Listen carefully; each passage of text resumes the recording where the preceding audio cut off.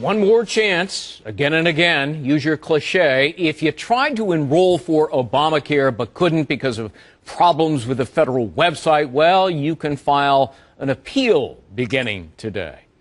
Welcome to a brand new hour of America's Newsroom. I'm Greg Jarrett in for Bill Hemmer. And I'm Jamie Colby in for Martha McCallum. You'd think there wouldn't be any more to talk about when it comes to the website and Obamacare, but sadly there is, because some of the deadlines, including the one to sign up, came and went, and the White House still wants to help anyone who couldn't sign up in time, saying it will consider appeals, as Greg mentioned, but only on a case-by-case basis. What does that mean? The latest deadline maneuver adding to all the confusion as insurance companies are scrambling to adjust their plans and people still trying to sign up, expecting coverage to start January 1. That is just 6 days away. Wow. Do the math. Originally the date was the 15th, then it was Monday, then it was Tuesday, Wednesday, Thursday. It's hard to know. We're going to know because Byron York is joining us, who is the chief political correspondent for the Washington Examiner and a Fox News contributor. And we're looking for answers, Byron. January 1 comes. People go to the doctor thinking they signed up. They don't know if their payment was accepted by the insurance company. They don't know what their coverage is. Everyone I hear from says we don't even know what our deductible is. What is it going to look like? Good morning, Jamie. I wish I could tell you. Nobody really knows now, because what the basic fundamental problem here is that since all the problems with the Obamacare website that emerged beginning on October 1st, the administration has kind of been improvising this whole thing. And as Greg said, the original deadline was December 15th, then 23rd, then it's been sliding some more. And what the administration has done in this improvisation is ask insurance companies to just be easier, go easier on people who think they have insurance starting January 1.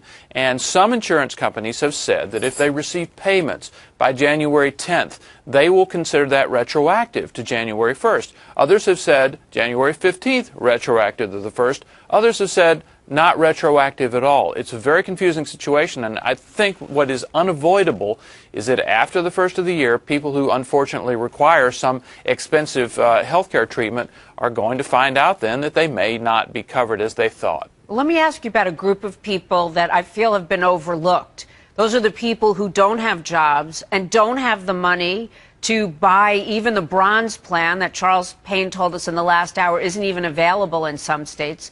The most affordable, the one the president signed up for. And they go into a hospital out of need, like you said, for a serious illness. Who's going to pay for their coverage? Well, I think bottom line is it would probably be just like what happened before the Affordable Care Act, when people went in, they had a serious illness, they were treated at hospitals, and the hospitals sometimes ate the cost, sometimes the people paid what they could. I mean, it was a system where hospitals were required to treat people who had serious illnesses. Of course, it was the system that the Affordable Care Act was supposed to remedy, and right now it doesn't appear that there's going to be a lot of change in that come January 1st.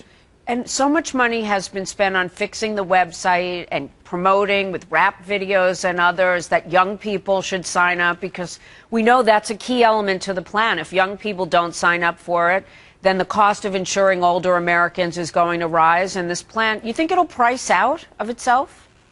Well, it may not. Look for the administration to move the goalposts on this. Remember how we were all talking about how 7 million people had to sign up by March for this whole thing to work, and then when it became clear that was not going to happen, you saw some Obamacare advocates say, well, no, it doesn't really matter. If there's less than 7 million, maybe even just 4 million, that will be okay.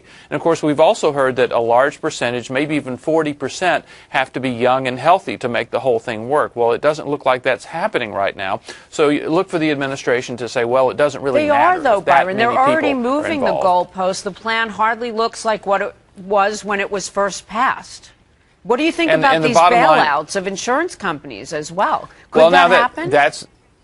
It absolutely will happen. As a matter of fact, it's written into the law there's something called risk corridors, which basically ensure that if an insurance company ends up paying a lot more in benefits than it takes in premiums, then the federal government will bail it out. It will make it good. And it looks like we were entering a situation, certainly in the first month of January, where the insurance companies will be in that situation, and they're not going to take the losses. It will be the taxpayers who make up for that loss. Ooh, that's a very pessimistic projection, but it does seem like it could be our reality, all of us. Thank you so much, Byron, for at least making us aware. Tough stuff. Thank you. Thanks, Jamie. Greg?